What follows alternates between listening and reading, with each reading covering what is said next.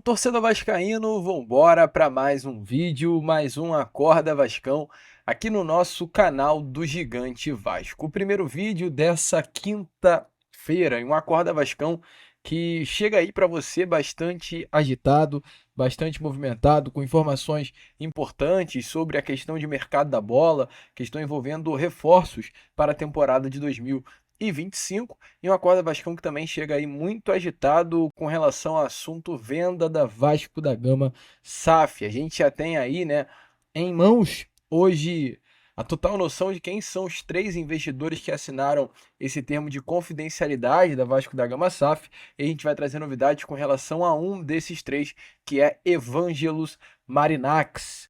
Para quem duvida, mesmo diante de tudo aquilo que está acontecendo com o São Paulo, o grego bilionário magnata segue na briga pela compra da Vasco da Gama SAF. A gente, é claro, vai falar tudo sobre isso aqui com vocês, um vídeo aí muito importante, muito movimentado, muito agitado, como a gente já deixou muito bem claro aqui durante essa introdução, e completamente imperdível para você aí, torcedor vascaíno. Entretanto, antes de começar, antes de deixar todos vocês aí muito bem informados, né, sobre o nosso Cruz Maltino, como sempre faço aqui no canal, quero dar as boas-vindas a todos vocês que estão chegando aqui ao nosso canal pela primeira vez. Para quem ainda não me conhece, muito prazer, tá, torcedor? Eu sou o Lucas, você está no canal do Gigante Vasco.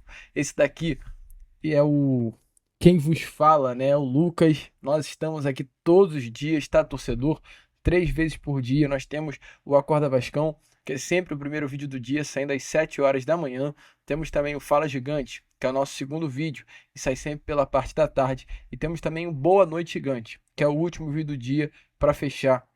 Boa Noite Gigante, saindo sempre pela parte da noite. Então, ó, 3 informações, muitas novidades, muitas notícias de Vasco, sempre aqui para você, torcedor vascaíno, todos os dias da semana, 3 vezes por dia. Um conteúdo muito legal, muito importante e muito especial para todos vocês. Então, de verdade mesmo, se você ainda não é inscrito, se inscreva, curta também o vídeo, que é de sua importância para o nosso crescimento, né? O seu like, o seu joinha, o seu gostei, é o que fomenta aqui o nosso canal e faz com que cada vez mais pessoas possam ter acesso ao nosso conteúdo. Show, vascaíno? Vamos embora então, sem muita enrolação, falar, é claro, logo de Vasco da Gama. A começar aqui primeiramente com vocês, esse Acorda Vascão, falando sobre o mercado, né? E eu, para falar sobre o mercado, uso de gatilho, algo que a gente até comentou com vocês ontem lá no Boa Noite Gigante. Se você não viu, corre lá para dar uma olhada, caso viu, vai lembrar. A gente trouxe a vocês no Boa Noite Gigante ontem um pouquinho da negociação entre Vasco da Gama e Renato Portaluppi, né? A gente informou a vocês o teor das conversas entre o Vasco da Gama e o ex-técnico gremista, a situação, né, que infelizmente fez com que Renato Gaúcho não fechasse com o Vasco, que foi a questão aí envolvendo a grana, envolvendo o dinheiro, realmente a questão salarial muito abaixo, colocada à mesa pelo Vasco da Gama nas mãos, perdão, de Renato Portaluppi, que automaticamente fez com que Renato não quisesse aceitar a proposta do Vasco. Entretanto, mesmo diante disso, um dos pontos positivos aí dessa reunião, até um fator de elogio por parte do Renato Gaúcho, de todo o seu corpo de agentes, foi a questão do planejamento do Vasco. O GE ontem trouxe algumas informações importantes sobre essa negociação e trouxe aí uma frase dita por uma pessoa ligada ao técnico Renato Gaúcho, que participou diretamente das negociações com o Vasco da Gama, que disse a seguinte frase, abre aspas, foi nota 1000 o planejamento. A reunião de planejamento foi na segunda-feira.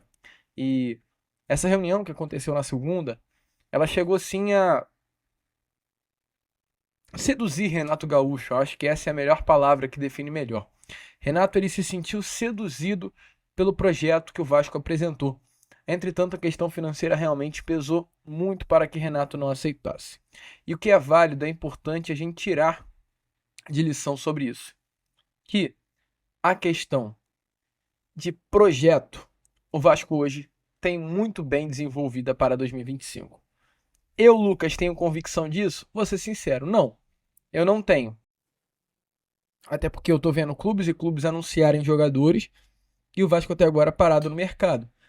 Mas, durante a reunião de segunda-feira, quando o presidente Pedrinho ao lado do diretor executivo Marcelo Santana, ao lado do diretor técnico Felipe, ao lado do CEO Carlos Amodeu, todos juntos sentaram e apresentaram um projeto na mesa de Renato Gaúcho.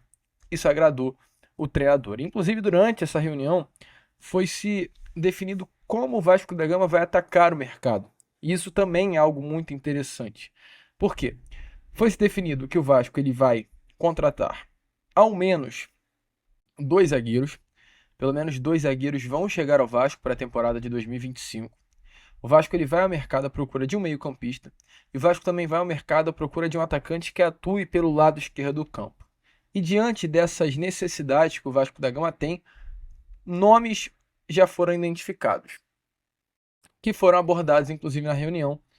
O Vasco colocou na mesa do Renato Gaúcho para mostrar: Renato, a gente quer essas posições, a gente quer 2 zagueiros no mercado, a gente quer um meia, a gente quer um ponto esquerda, e para essas posições a gente tem esses nomes. E quais são esses nomes? Os nomes, meu amigo torcedor vascaíno, meus amigos torcedores vascaínos, que foram colocados na mesa nessa reunião com Renato Portaluppi, além de vários outros, mas eu trago aqui 2, foram os nomes de Tietê e de Coelho. Esses 2 nomes o Vasco da Gama apresentou e falou: Renato, a gente quer contar com esses 2 atletas para 2025. O que você acha? Você gosta? Se você estiver treinando no Vasco, dá para contar com eles? E foi esses nomes colocados à mesa e outros que fizeram com que Renato ficasse encantado com o projeto do Vasco para a próxima temporada. Que, sinceramente, para disputar uma Sul-Americana, uma Copa do Brasil, um Campeonato Brasileiro e um Campeonato Carioca, níveis de reforços como Tietê e Coelho sobem muito o patamar do elenco. Ainda mais olhando para um grupo como o Vasco, que hoje tem Paulinho Paulo, tem Jair, tem Payet, tem Coutinho, tem Adson, tem Verratti, tem bons jogadores que, se estiverem numa boa forma física, poderão ajudar em muito o Vasco. Então, definido mais do que nunca, Tietê e Coelho são 2 nomes que interessam e muito ao Vasco para a temporada de 2025. Coelho, a gente já vem falando aqui até com certa frequência, né, do interesse do Vasco da Gama por esse baita ponta esquerda. Entretanto, é um nome que a diretoria Cruz Maltina não vai achar facilidade para contratar o jogador. O Coelho é um nome, meu amigo torcedor vascaíno, que hoje está muito valorizado no mercado da bola. É um atleta que, assim como o Vasco quer, outros clubes do futebol brasileiro também querem. O Grêmio recentemente vem preparando uma proposta e deve colocar nos próximos dias na mesa do Atlético Paranaense pela compra dos direitos econômicos do jogador. O Coelho, que foi no Campeonato Brasileiro o jogador com mais chances claras criadas entre todos os atletas que disputam a Série A do Brasileirão, tem um valor de mercado aí realmente bastante alto. A expectativa é que o Atlético queira para vender o Coelho entre 30 a 40 milhões de reais. Eu quero sinceramente saber como, né, o Vasco da Gama terá condições financeiras para comprar esse jogador. Hoje, de acordo com informações, está em 30 e 40 milhões de reais, é o valor de mercado dele, mas informações aqui, o valor que o Atlético Paranaense está pedindo, isso foi uma notícia dada pela Rádio Itatiaia recentemente, pela venda dos direitos econômicos de Tomás Coelho, é de 4 milhões de euros, fazendo uma transação, trazendo para o real rapidamente aqui, algo em torno aí de 25 milhões de reais. É um valor por um jogador como o Coelho até baixo, lembrando que a gente pagou 18, 19 mil pelo Cleiton, mas é um valor que hoje, para as condições financeiras do Vasco, é bastante alto. Então, essa informação, o nome que está aí na mesa do Vasco, o nome de interesse do Vasco, o nome que o Vasco da Gama quer e vai lutar para tê-lo no elenco em 2025. Assim como o Tietê, mas que é uma situação mais fácil, né? Tietê está chegando ao fim do seu contrato com o Botafogo.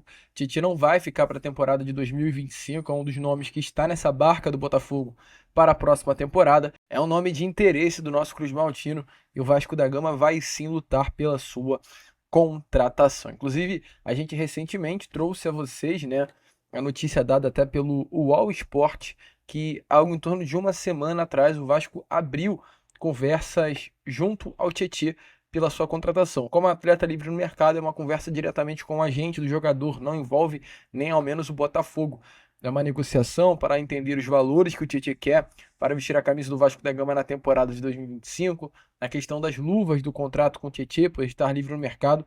Então o Vasco hoje já sentou com esse jogador, já deve ter todas as condições de negócio em mãos, para que em breve possa avançar e conseguir a contratação do volante. O certo é, nomes como Tietê e Coelho hoje são realmente prioridade dentro do Vasco da Gama, e nomes como esse que foram colocados na mesa encantaram o técnico Renato Portaluppi. Então, Renatão, tu se encantou, chegou a ficar seduzido, mas não fechou. E agora outro técnico vai pegar aí esse projeto do nosso Cruz Maltino. E aí, meu amigo, a gente tem mais informação a trazer a vocês, porque não é apenas Tietê e Coelho, é claro que está na mira do Vasco para a temporada de 2025. Ontem tivemos aí novidade com relação a mais um nome que o Vasco da Gama tem interesse.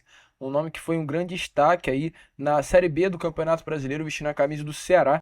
Ceará que inclusive conquistou o acesso, né, para a primeira divisão do Campeonato Brasileiro. Eu falo aqui do Eric Pulga, um jogador aí que já vem se destacando há bastante tempo com a camisa do clube cearense. Eric Pulga é um jogador jovem, de apenas 24 anos de idade, atleta que iniciou a sua carreira aí no River do Piauí, passou pelo Madureira, Campinense, Maracanã, Ferroviária. Nessa temporada teve números muito bons com o Ceará, 22 gols, 3 assistências, 51 partidas, que o credenciaram a ganhar um grande espaço no mercado para a temporada de 2025. Nesse momento, né, o Bahia fez uma oferta, está próximo da contratação realmente de Eric Pulga, mas as partes ainda conversam para que a venda possa ocorrer de forma definitiva. As negociações ainda acontecem, não tem nada fechado. E aí que entra o Vasco e também o Botafogo. Ambos clubes cariocas também demonstraram interesse na contratação do jogador e cogitam em breve formalizar uma proposta pela compra dos direitos econômicos de Eric Pulga. Eric Pulga, que é um bom jogador, para quem acompanhou o Ceará, mesmo que pouco, né? É um pontinha esquerdo, rápido, de 1,69 m de altura, baixinho, né? 70 quilos, destro, bem habilidoso, de mano a mano. Um atleta que realmente é difícil de se ver no mercado, principalmente aqui do futebol brasileiro. Ele está se destacando bastante com a camisa do Ceará e é um nome que está aí na mira, está na meta, está na lista de interesse do Vasco para a temporada de 2025. Então, não é só Coelho, não é só Tietê, temos aí o Eric Pulga, próprio presidente do Ceará, falou ao pessoal na torcida vascaína, ao ser questionado, né, sobre o interesse do Vasco, o presidente revelou que o Vasco não fez nenhum contato oficial até o momento. Ou seja, o Vasco ele já conversou, já sondou, já entendeu o que está acontecendo, mas não houve nenhum tipo de proposta ainda pelo ponta Eric Pulga. Seria um bom nome? Deixe a sua opinião aí nos comentários. E falando sobre o mercado, para fechar aqui com vocês, tivemos ontem uma informação sobre um nome que o Vasco também tinha interesse, que era Isidro Pita, que foi vendido, tá? O Bragantino, Red Bull Bragantino, comprou o Isidro Pita junto ao Cuiabá pelo valor de 4,5 milhões de euros, por apenas 70% dos direitos econômicos do jogador. 4,5 milhões de euros hoje está mais ou menos aí 30 milhões de reais. Então, esse foi o valor que o Cuiabá quis pagar e pagou. Já está comprado pelo atacante paraguaio Isidro Pita, o mais novo reforço do Cuiabá para a temporada de 2025. Então, assim, sinceramente, é o que eu tô falando aqui com vocês. Tem clube se movimentando, tem clube comprando, tem clube contratando, tem clube emprestando.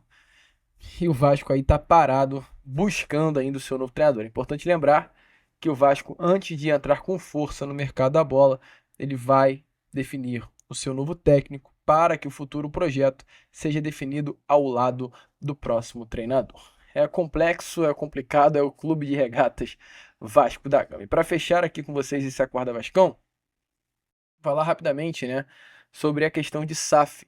A começar primeiramente falando sobre o que rolou ontem lá na Itália. Ontem se confirmou a venda de uma antiga co-irmã, né, do Vasco da Gama, que era a Genoa, clube que fazia parte do conglomerado da 777 Partners.